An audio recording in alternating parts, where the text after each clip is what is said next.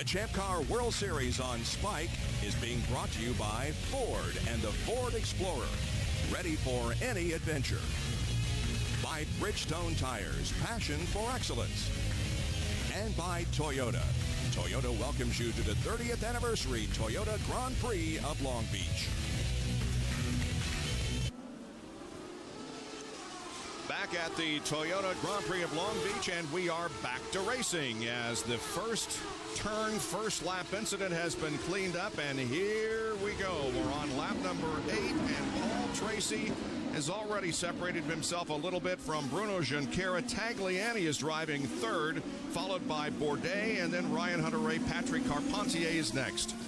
Well, whatever pep talks or confidence boost that Bruno Junqueira gave himself over the offseason to pump himself up after coming up short chasing Paul Tracy were quickly put to rest when Paul Tracy, that move at the start was incredible. It'd be interesting to find out afterwards if it was just trying to not hit the back of Junqueira when he broke way earlier than Paul thought. But this is the last thing that Bruno wants to see. Paul Tracy, the guy who won 7 races last year, out in front and checking out this early on. You could see that he had used 10 seconds of his 60 seconds of the push-to-pass system. What do you think about using it at the start of the race, as reportedly Tagliani did?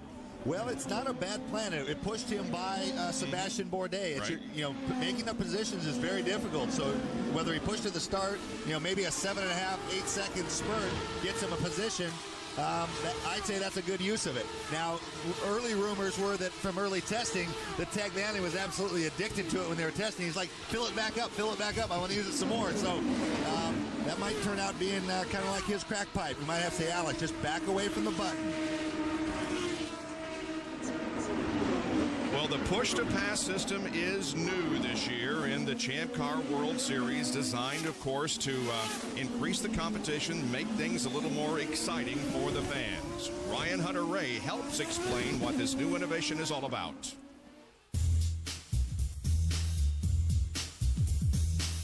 Well, basically, the push-to-pass is new this year. All the drivers are pretty excited about it. Push-to-pass is a momentary increase in horsepower and RPM to allow a driver to get a little more oomph to pass someone. It's this green button here.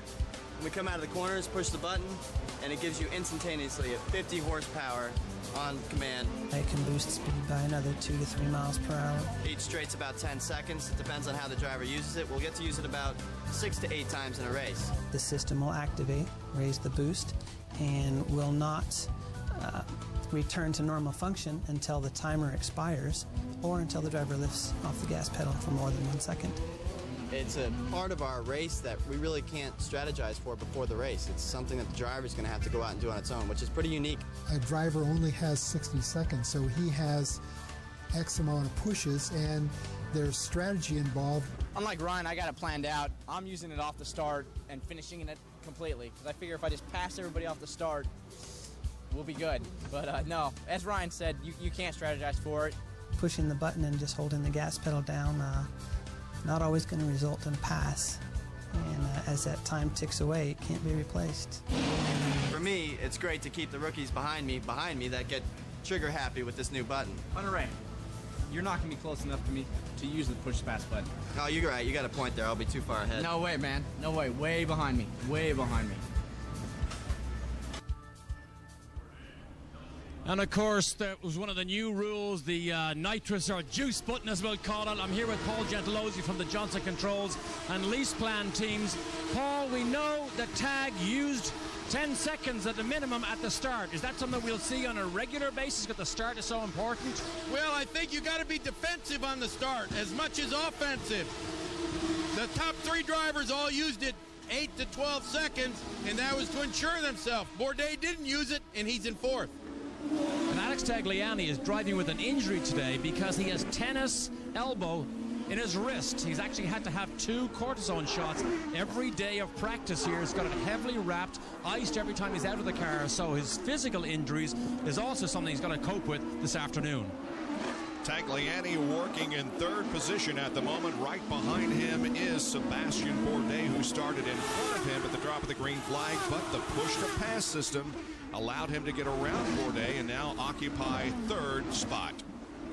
Now, one of the other things that we keep an eye on is the fact that they will have to make 2 green flag pit stops during this race. Green flag pit stops. And there was some speculation that there would be drivers pit very, very early in the going here to get one of those out of the way and then be able to make it up as the race goes along. Now, if the race stays green the whole way, that strategy wouldn't work very well because you'd end up having to make an extra stop. But this race traditionally does not run yellow free. So I'm surprised that Allmendinger, who's a lap down, hasn't tried something like that. And what you do is you'd make it stop. You'd lose a lot of distance to the race leader. But the minute a yellow came out, everyone would bunch back up. What you lost would go away. You've made one of your mandatory stops. They haven't. You've got one more to make. They've got 2. So you could end up theoretically doing that on the first 2 yellows, get all your mandatory stops out of the way. You'd be at the back of the queue. But from then on out, when people started making their stops, you would shuffle all the way to the front. Again, that only works if there are yellows. Obviously, no one thinks that that's a good enough gamble. If there's not a yellow, you're kind of in the soup. Derek Daly is with an early retiree, Jimmy Vasser. Jimmy, local California boy, so many supporters here. You've done it all here, including win. It's just got to be gut-wrenching to be out in the first corner. It really is. I mean, you know, first corner of the first race this new season.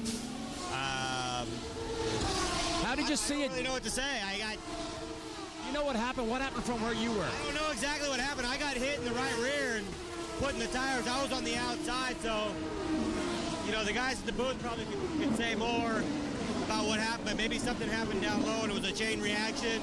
But you know, I think the start was a bit slow and everything was kind of chaos, and a couple of new cars, you know, talented guys were really weaving and chopping, a little bit chaos going down, but you know, it was fine into the braking zone. I think I made a little outside maneuver around some cars and was clear, and then got hit in the rear. I don't know if something happened inside, you know, a couple of cars over and caused a chain reaction, like I said again. But it's too bad for us at PKV here, and Gulfstream is a local company and on side of the car.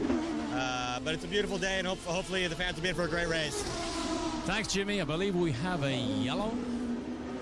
We do indeed. Some smoke is seen coming from one of the cars. That would be the number 11 of Serbia, Oriol Serbia. And so a full course caution is being displayed. Now, if a team had done that strategy, if a team had employed that and had made a stop early, they'd be in danger probably of getting lapped. But when this yellow comes out, the pace car bunches everybody back up. They would gain back everything they gave away, and they'd be way up on everybody in terms of having one of their stops out of the way. Big disappointment for Jimmy Vasser, who was eliminated from the going on the very first lap. It's his 4th DNF here at Long Beach for Vasser in 13 races. He, Alex Sparafico, and Tarso Marquis eliminated in this first lap, first turn incident.